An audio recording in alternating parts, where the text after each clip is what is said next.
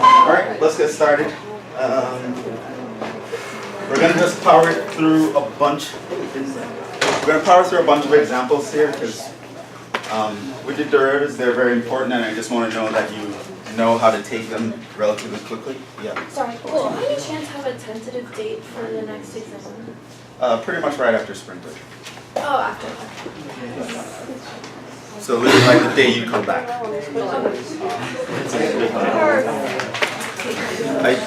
Now I don't remember. I think there was someone that told me they might be absent that day because of religious reasons. Was that in this class? No, so she's probably in my next class. Okay. But yeah, it'll be pretty much the day that we get back. For now, we're just going to run through a bunch of examples, which I emailed you guys. Hopefully you guys attempted most of them ahead of time, so you can just check my answers. It's best if you actually try to do it on your own first. Yeah, I probably don't want to start a new topic after this, so if we get through this and we have a few minutes, I'll probably go over some problems on the quiz. If there was a problem on the quiz that you guys were kind of like, I wonder what's going on there, we might do that.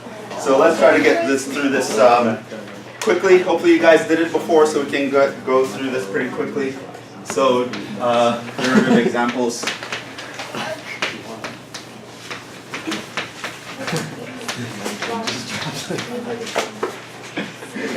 And let's begin. So problem 1.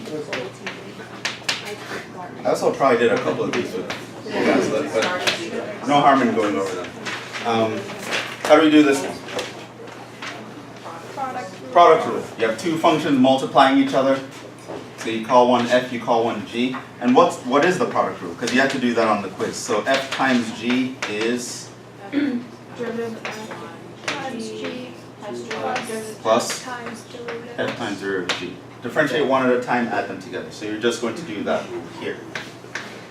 So this would become f prime is 3x squared, that's the power rule. You bring the power down and subtract 1 from the power. Leave this guy alone, plus you leave this guy alone, and you differentiate that guy. Derivative of e to the x is e to the x.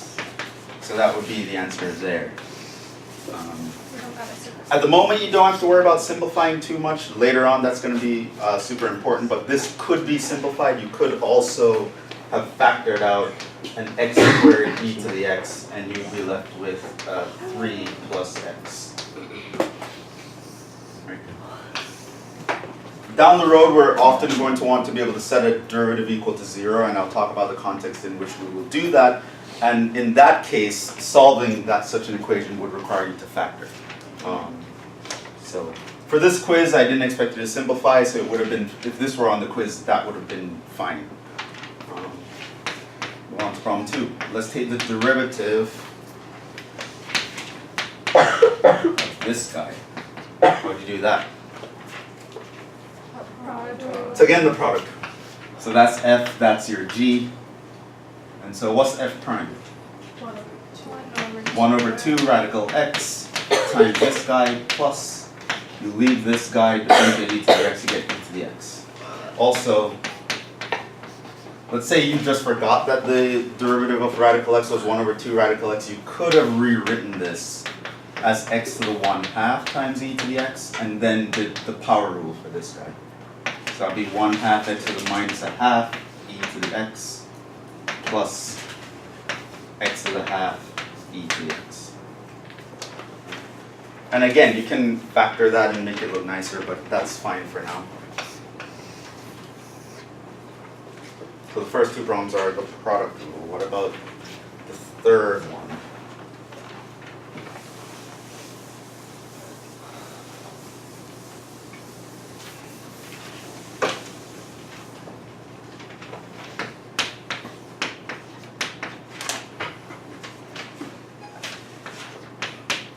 X squared ln. Product rule again. Starting to see a pattern here. This is f and g. So differentiate this, which will give us what? 6x using the power rule. Leave ln x alone, plus now you leave the 3x squared alone. Derivative of ln x? 1 over x. So that you can simplify pretty easily. So that's 6x ln x plus 3x, and that would be fine. You could also factor out 3x if you want. And that would be fine.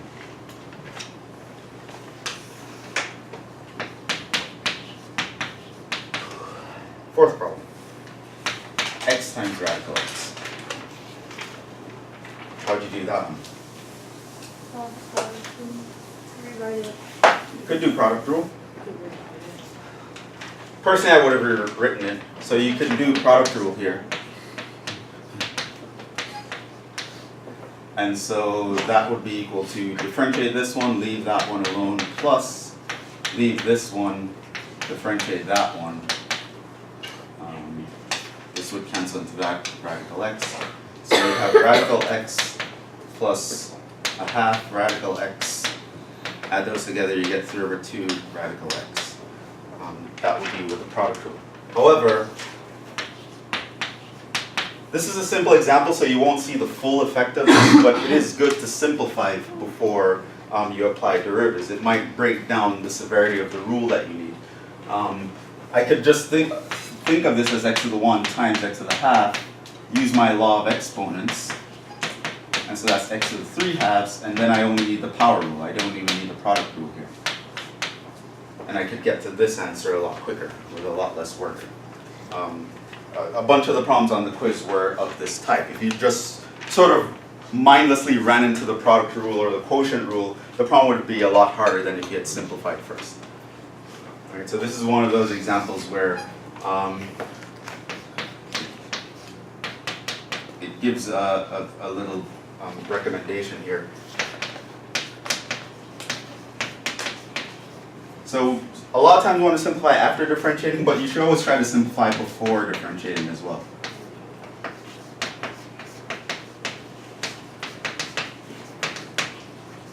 It can greatly reduce the amount of work that you have to do, and hence the amount of mistakes that you can make. Definitely won't have space there to do this one, so let's go to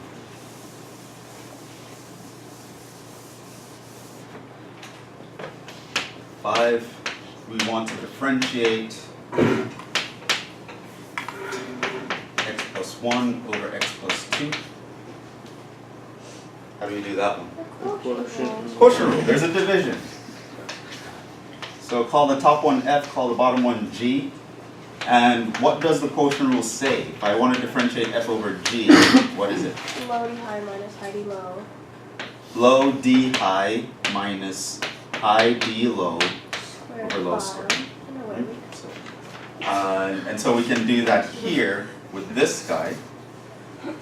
So we want f prime times g. What is f prime? 1. 1 times the g, which is x plus 2, minus, now I want f times g prime, which is also 1 over x plus 2 squared. Now here we can simplify x minus x, 2 minus 1, so that just gives us 1 over x plus 2 squared.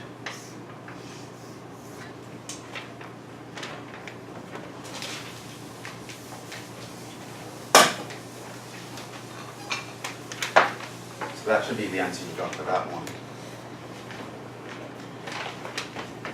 6, you want to differentiate x squared over 2. How do you do that? Ignore the denominator. Ignore the denominator, differentiate the numerator. So power rule. That's 2x over 2. That guy would cancel. So the answer is x. You could do quotient rule, but it's complete overkill. And like I said, students often forget that the derivative of the 2 would be a 0. And so I wouldn't try that and mess it up. Well, problem 7. Find the derivative of 3 over the square root of x. Rewrite it. Rewrite it again. So the top is a constant, so I wouldn't do the quotient rule either. I would rather rewrite it. How can I rewrite that? 3 times x to the negative 5. And so now I just do the power rule. So that minus half comes down. Subtract 1 from the power. So that would be that.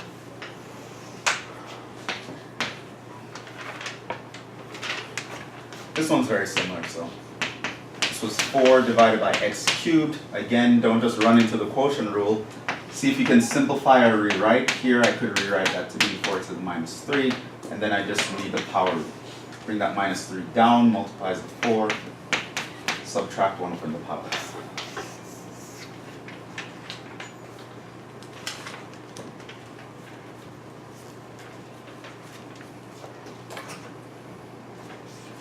How are you guys doing so far? You guys were getting all these answers?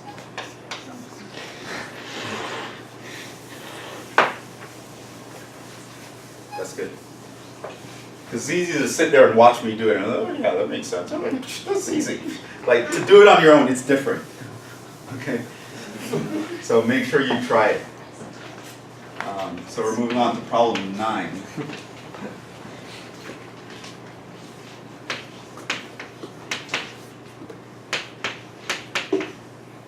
Because at one point it's like, oh yeah, that's easy, that's straightforward. Then I give you a quiz. What the hell is this?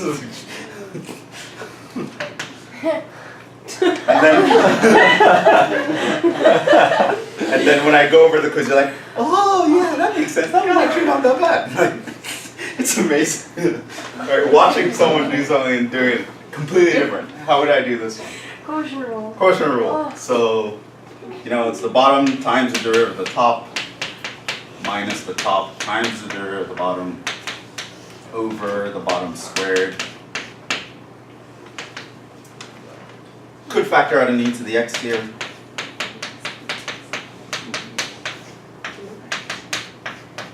That would cancel with that. And if a complex fraction, you could also simplify that. Chances are, if something like this was a problem in your textbook, in the answers they wouldn't put a complex fraction. They would do something like multiply by x over x. And so they'd probably write it as something like 1 minus x ln x over x to the x. But either of these are acceptable.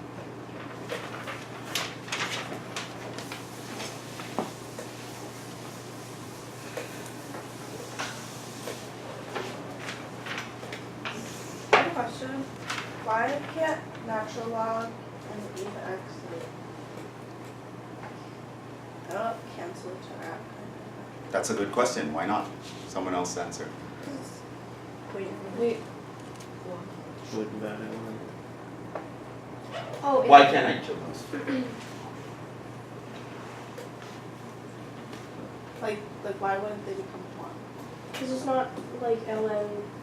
They're not raised to each other. They're multiplied.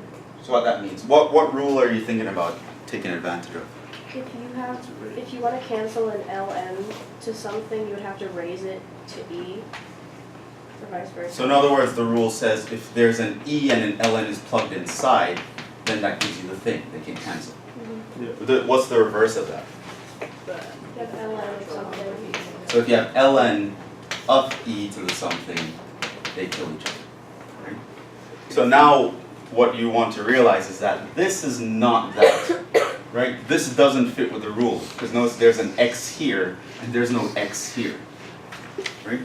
So your rules are templates, which is why it wouldn't cancel. You wouldn't do something like that because it doesn't match the rule. ln and e only cancel each other when one is literally plugged into the other one. Here you don't have one plugged into the other one. Here you have one of these functions and then you're multiplying by the other function. You have a multiplication here, whereas these are composite functions. They're very different. Right? There's a difference between plugging an ln into an e or plugging an e into an ln or multiplying the two. Right? So that was a very important question because it is a thing that students often have trouble with. Your rules are sort of templates.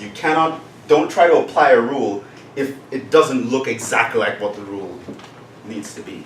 Right? And I saw a lot of problems like that in the first test, for example. So there was like a situation where there was like a 5e to the 2x, and then what they did was they took the 2x and brought it down in front. You can't actually do that because the rule says that. Notice that there's no number in front of the thing to the power. So the fact that there's a 5 here means you can't do that. How would Right? you do that one? Well, you think of which rule would apply here. Notice that you have a 5 times an e. Raise it to e. So the rule that you would apply is not this rule. The rule you would apply is the rule that has multiplication in it. Right? Where you have something times something. And that would break up into the addition. Right? So the real way you think of this is ln of 5 plus ln of e to the 2x. And at this point you can apply this rule because there's nothing in front and the 2 can come down in front of this one. Right? So it's very important that when the rules are your templates, you don't apply anything unless it looks exactly like the rule. You should be able to take the rule and fit it exactly on top of what you're looking like. And if anything is out of position, it means you cannot apply the rule. Right? It's very important that that's how you view your rules. They're templates that you're plugging things into. Yeah. In the final answer there, why is it x, e to the x? Because I didn't think you have to take the... I just simplify the complex fraction by multiplying and dividing by the LCD. Okay. So I multiply by x over x so that this guy would kill that fraction. X would multiply this, and then the x in the denominator multiply. That's a very important question. It's a very important idea to be aware of. That all these rules, they're really just templates for you to plug into. And a rule does not apply unless it fits the template. Okay, moving on. Problem 10.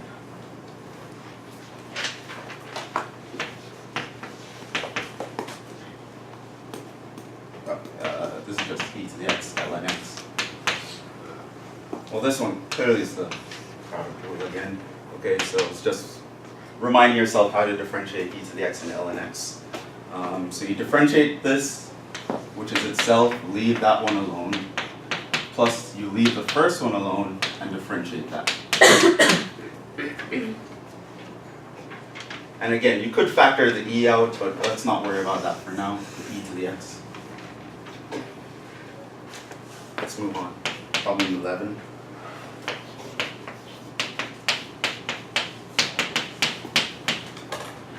How would you do that? Power rule.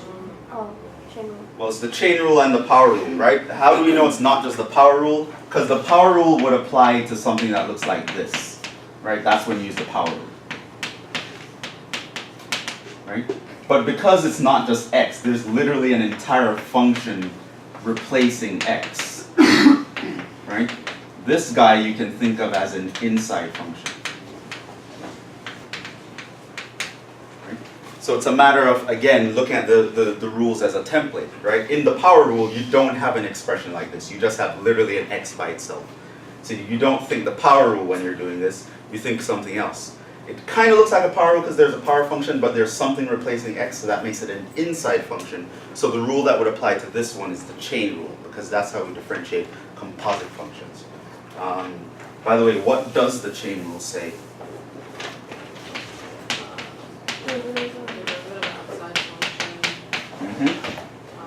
So it's derivative of the outside, leave the inside alone, times the derivative of the inside. Right, so that's the rule I'm going to think of. That's the one that applies here.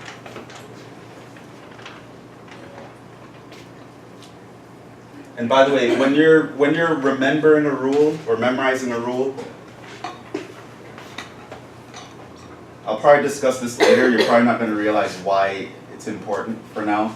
But it's important that you remember the whole rule, including the equal sign, including what's written on the left side. Okay? There's a psychological reason why that's important. There are certain mistakes that you'll make on a test when you memorize like half of a rule. Right? So there's I really want to get through this, but I can quickly mention one example. For example, there are some times, and I see this all the time, it happens on tests all the time, and I'm going to tell you guys, and I'm pretty sure it's going to happen anyway, but I can't say I didn't tell you. So for example, this is a rule, right? And so we know that the derivative of ln x is 1 over x. We actually proved that. Yeah, so sometimes I'd get tests back, and I'd see like some students do this thing where they write the rules in the top corner so that they never forget it. You know, they just do a brain dump on the first page. And there, ever so often, I'd see like a student would neglect to write this down. Right? So they kind of just associate, oh, like, ln x goes to 1 over x. That's what they're thinking, right? Now, what's the problem with that? Not They're not true. equivalent. They're not actually equal. And you might say to yourself, yeah, I know they're not equal. I know that the derivative of the left side is this side. But the thing is, when you don't write something, right, that process that your brain has to go through to remember that there's supposed to be something there, but it's not, it's kind of like at a higher level brain function. Now, when you become nervous or anxious, things like that are the first things to go, right? So when you're in the wild and a tiger's attacking you, you're not going to be remembering your grocery list, right? You're not going to be able to remember. That's not important right now. Your brain is going to dump all that. Your brain is going to stop digestion, which is why when you get anxious, you might get stomach butterflies in your stomach and things like that. And you might feel like you need to go to the bathroom. All sorts of things will happen in your body, and all sorts of things start to happen in your brain. So when you get anxious, it breaks down the higher level brain functions. And so what's left then is going to be something at a slightly lower level. And so you're going to see something like that. And so ever so often in a test, I will see a student change an ln x to a 1 over x for literally no reason. I didn't ask them to differentiate. I didn't ask them to do anything. But they sort of just associate the ln x with the 1 over x. And where that comes from is the fact that they don't memorize the rule with the d dx in it. Right? So this sort of thing will happen to you. And you'll walk away from a test and feel like, oh yeah, I did great. But then all your ln x's you change to 1 over x's for no reason, and then you end up with everything wrong, right? Things like that happen, so you have to really be careful. So really memorize your rules, memorize them in their totality, and memorize them to the point where you can sort of see them as a template that fits on top of any other problem. Otherwise, you're going to have a lot of trouble. That's my rant for today. I'm entitled to 1 per class. Did I rant last class? I don't remember. Sorry. To keep my rant quota up. Okay, so now, here we do the chain rule, which says we differentiate the outer function. The outer function is a power function, so I bring the power down, subtract 1, leave the inside function alone, and then I multiply by the derivative of the inside function, which is going to be what in this case? 3x squared. I recommend you put parentheses here, even though technically in this case you don't need it,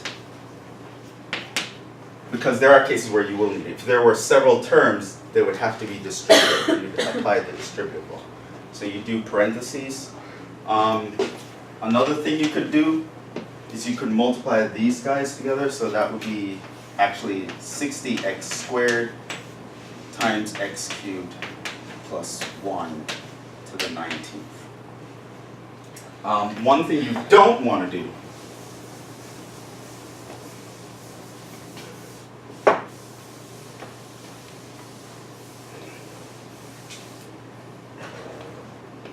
is do not multiply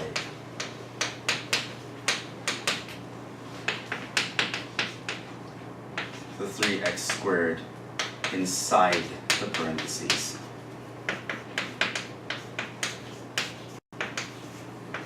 I see that happen pretty often as well, and it's algebraically incorrect. So you can't like take this 3x squared and multiply the x cubed and multiply the 1 and then write, essentially you'd write 3x to the 5th plus 3x squared to the 19th. That would actually be very wrong. Okay? Why? This guy's raised to the 19th power, that guy is not. You can't just slip someone inside past the 19th power. It's just not going to work. That's really from the law of exponents. Right? If you have two things raised to a power, then it means that each individual being multiplied is raised to that power. Right? It's not like this. This is not that. They both need to be raised to the power for you to bring it inside the parentheses. Okay? So the fact that this guy doesn't have a 19th power means you cannot take him and multiply inside. Okay? You can multiply anything outside, but you cannot take that guy and multiply inside. Okay? Common mistake, it's very illegal because it violates the laws of exponents. Okay.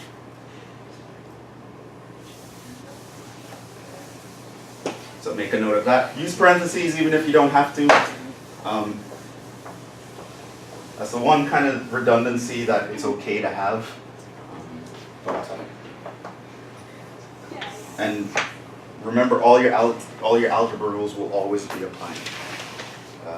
Let's move on. 12.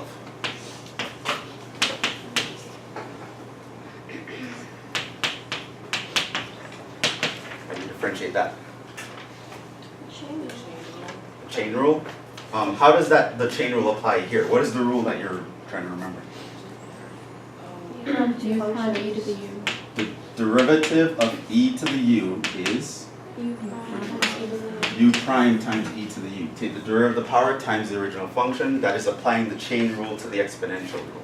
And so what do we have here? 3x squared times e to the x. The original function.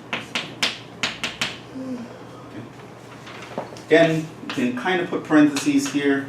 Not specific, not really necessarily in this specific case, but you don't want to not have them when you need them.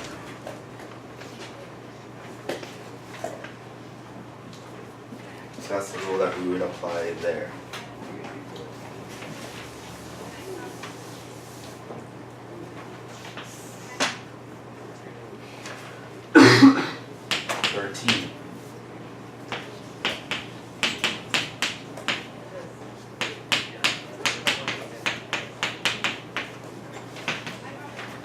How do you differentiate that?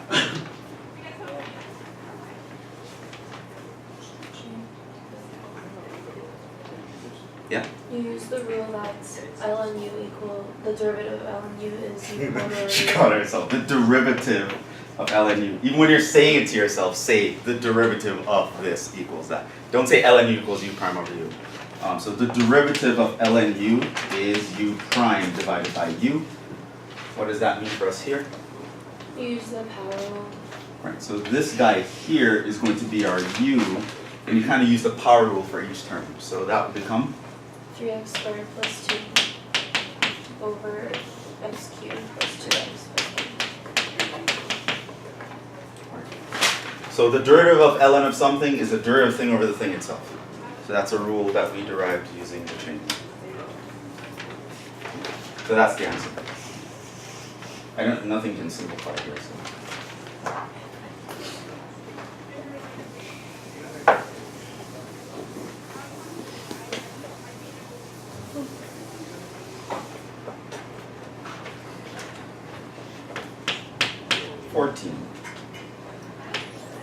The derivative. How did we do this one? Rewrite it. Rewrite it? How? 2 minus x squared to the 1/2. Then, what rule? Chain. Chain rule with the power rule to differentiate the outer function. Bring that power down, leave the inside alone, subtract 1 from the power, multiply by, with parentheses, the derivative of the inside. Take the derivative of that and put it inside those parentheses. Derivative of 2, derivative of any constant is 0. Derivative of minus x squared is minus 2x by the power rule. You cannot take this 2x and multiply inside the parentheses, but I can take it and multiply the half out in front, so the 2's would cancel. So this would be minus x times 2 minus x squared to minus a half. Can you put the 2 minus x squared on the bottom?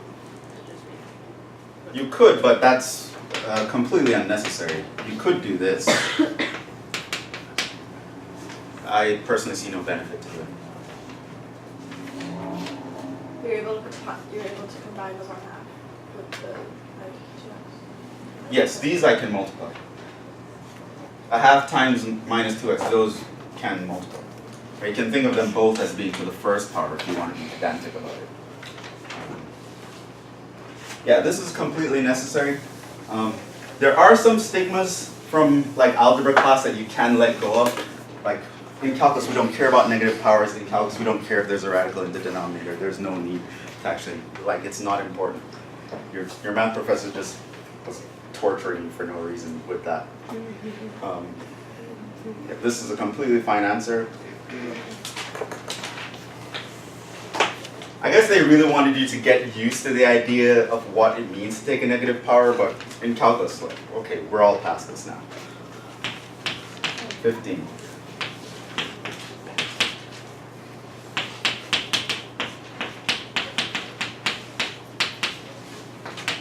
What do we do here? Ran. Quotient rule. So it's the bottom times the derivative of the top minus the top. How do you differentiate the bottom? Chain rule. Chain rule. Times the derivative of the bottom. Derivative of the inside is 1 over the bottom squared. What's x plus 4 to the 16 squared? That's before the 32nd. 32nd. Right? Remember that when you raise one power to another power, you multiply the powers. Which kind of reminds me, this is something that we saw earlier. When you had e to the x squared squared, how could you write that without parentheses? 2x. E to the 2x. E to the 2x. Okay. Hopefully no one will make the mistake of thinking that this becomes e to the x squared. That's not how exponents work. Okay. So e to the x squared is actually e to the 2x. Because you just multiply the powers. Okay, so that would be your guide. We can simplify this one. Get used to simplifying the quotient rule. X plus 4 is a common term. Pull out the lowest power. So I pull out x plus 4 to the 15. Here I'd be left with an x plus 4 minus, I pulled out the x plus 4 to the 15, so here I'm left over with an x plus 1 times 16.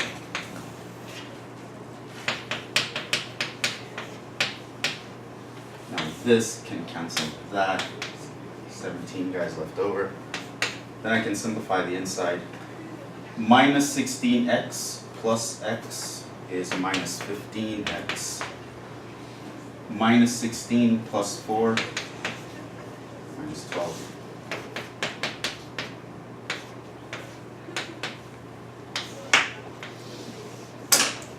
So that is the answer.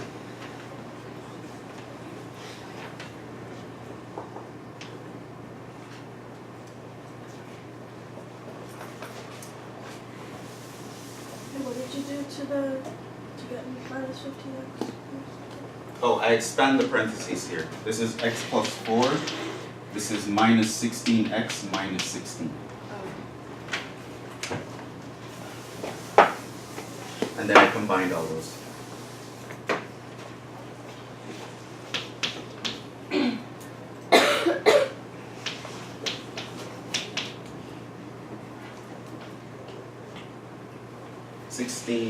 Derivative of x over e to the x cubed.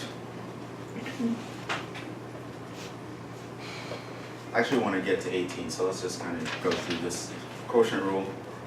So it's the bottom times the derivative of the top minus the top times, what's the derivative of e to the x cubed? 3x squared times e to the x cubed. Over the bottom squared. I could factor out an e to the x cubed. I'd left over with 1 minus 3x cubed over e to the x cubed squared. This cancels that.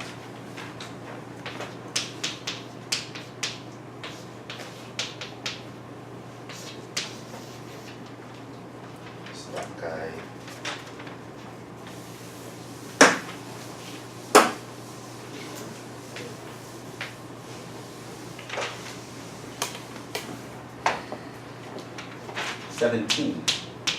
The derivative of 2x plus 1 is the 8 times x squared plus 1 to the 5th. Why'd you do that? Huh? Product rule, because we have two functions being multiplied. To differentiate each of these, I would need the chain rule. So differentiate the first one, leave the second one alone, plus leave the first one alone, differentiate the second one.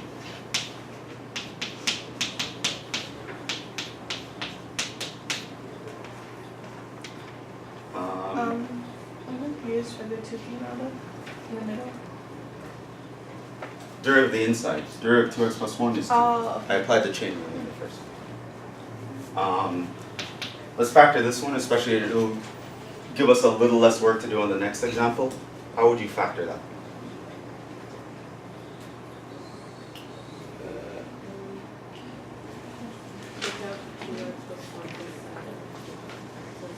Well, you identify common terms, right? So the 2x plus 1 is in both guys. X squared plus 1. X squared plus 1 is in both guys. We also have a 2 in both guys.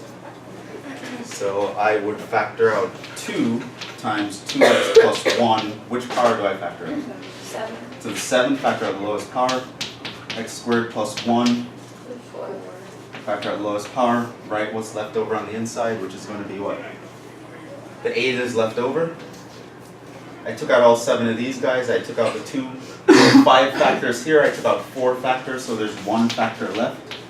Wait, if you take out the 2, why doesn't it put 8? What? It's smaller.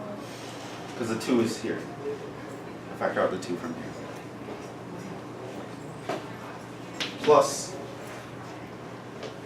here are 8 factors. I took out 7, so there's 1 factor left. The 5 stayed. This guy I completely took out. The 2 from here I took out, and so I just have an x left. And so now I'm going to simplify that inside. So this is 2 times 2x plus 1 to the 7 times x squared plus 1 to the 4th times. Here I have 8x squared plus 8. Here I would have 10x squared plus 5x. And I would combine those, so that's 18x squared plus 5x plus 8.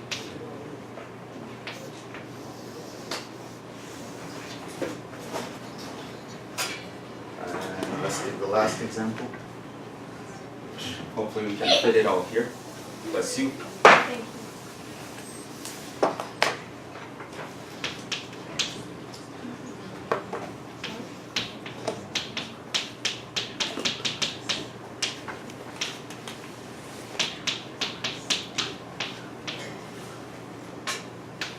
Here we'd apply the quotient rule, which is pretty much going to be like this, except that we have a negative sign in the middle. So it's the bottom times the derivative of the top.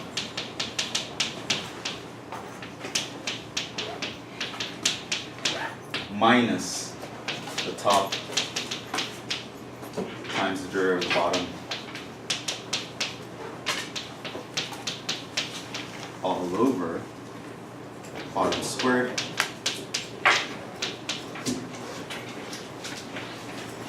You may notice that this looks similar to problem 1b from the first test. This is where an expression like that would come from, and we often want to factor and simplify such an expression, which is where I asked you to factor such a thing on the first test.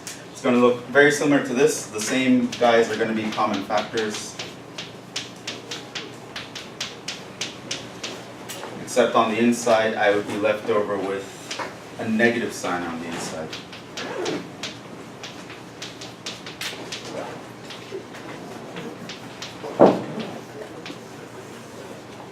All over x squared plus 1 to the 10. This guy goes into that 6 times. And so pretty much I would get this times that. Except this would be negative, so that would be minus 2x squared minus 5x plus 8. And I would divide that by the x squared plus 1.